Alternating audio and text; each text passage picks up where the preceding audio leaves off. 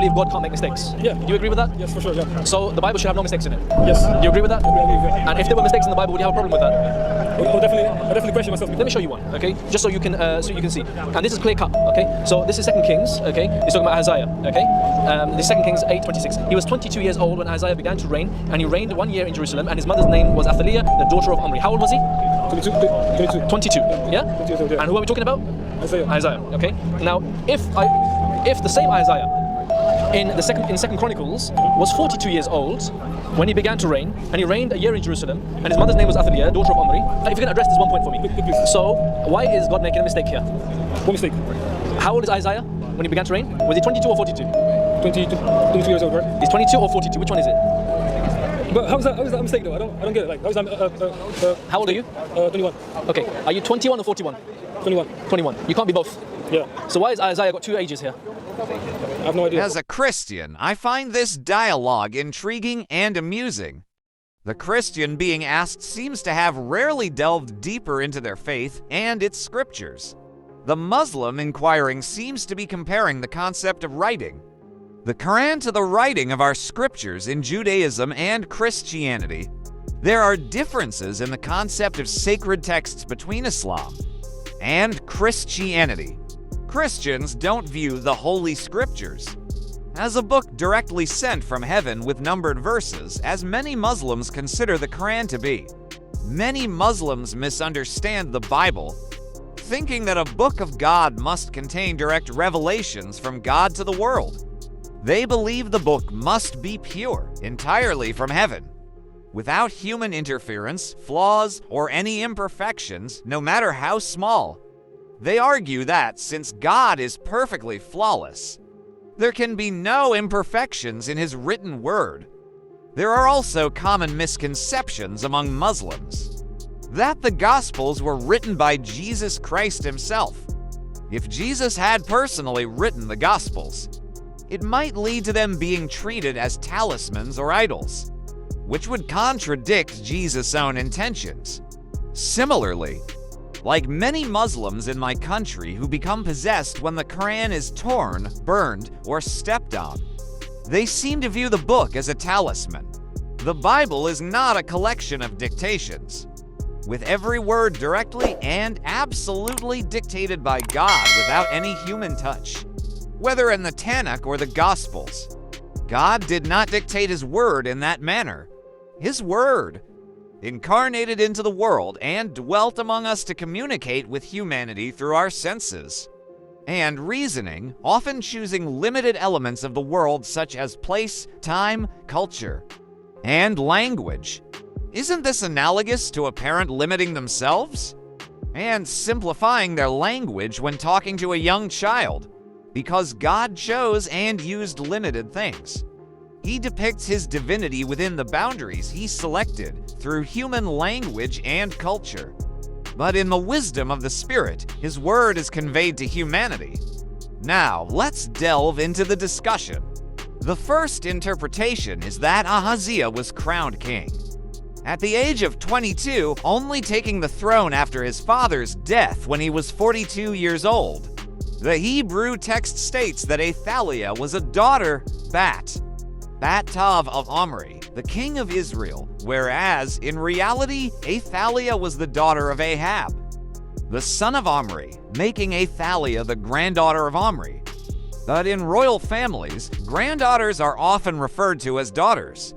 The first interpretation is doubtful, because if Ahaziah ascended the throne at the age of 42 after his father's death, there is an age discrepancy, making Ahaziah 2 years older than his father. Joram, Ahaziah's father, became king at the age of 32, ruled for 8 years, and then died, which means Joram was 40 years old when he died. It is not possible that Ahaziah was 42 years old at that time. Let's assume Ahaziah was crowned in the year 1900. In the first version, looking at it from Ahaziah's perspective, in a forward calculation. In the second version, looking at it from Joram's perspective, in a backward calculation. If we combine both versions in the year 1900, Ahaziah was 22 years old, while his father Joram was only 20 years old. Another interpretation could be a translation error. If we closely examine to Chronicles 22:2 word by word, it reads as follows. 42 years old was Ahaziah when he began to reign, and he reigned 1 year in Jerusalem. His mother's name also was Athaliah, the daughter of Omri. It is suggested that the one who was 42 years old was actually Athaliah, Ahaziah's mother, with the interpretation that the child whose mother was 42 years old was the one who ruled for 1 year in Jerusalem.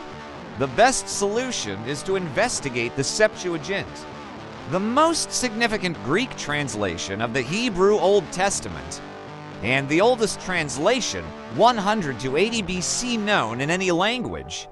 Interestingly, the Septuagint uses Akosi 20 for both of these verses. The copying of the original manuscript, no matter how meticulous, is not immune to errors, such as the numeral character bêt-tâv 42 becoming bêt-tâv 22. In other words, during the copying process, the scribe's beard fell to the left of the letter kaf, which is worth 20, resulting in the letter mam, which is worth 40.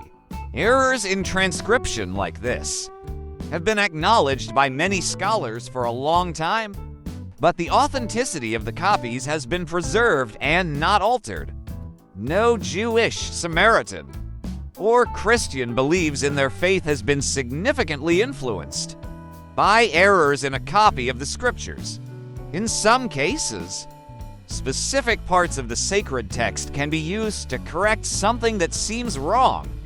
As in 2 Kings 8:26, it must be concluded that the scribes responsible for copying the Bible made the most reliable honesty. They, even though aware of the textual errors, continued to write as it was based on the authenticity they obtained, without daring to make changes to what was presumed problematic. Fortunately, the errors in the transcription of the copies were not significant in the family of Abraham. And Cooper describes the dilemma in Islam as follows. The main reason for critics among Muslims to claim that the Bible has been corrupted is because they truly have no other choice. Because on the one hand, the Quran acknowledges the Bible, but it turns out that their contents do not match. So it is impossible that both of them came from the same God. And because the Quran is considered the last revelation from God, the easiest way to avoid these difficulties is to accuse the contents of the Bible of being corrupted by forgers. In this world, Islam is the only religion that places their holy book as a corrector of the holy book of others, the Bible. This is both a dilemma and a survival strategy for the Quran. However, with the potential to wrongly accuse others, Muslims who tend to feel that their religion is being oppressed should realize that it is actually Christians who should feel this way first.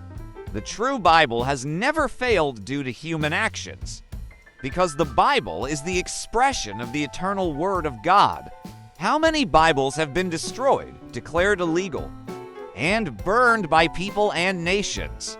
How many of its spreaders have been persecuted, killed, or silenced in prisons? But the Word of God cannot be silenced or erased as some people claim. One question for the critics of the Bible, with all honesty.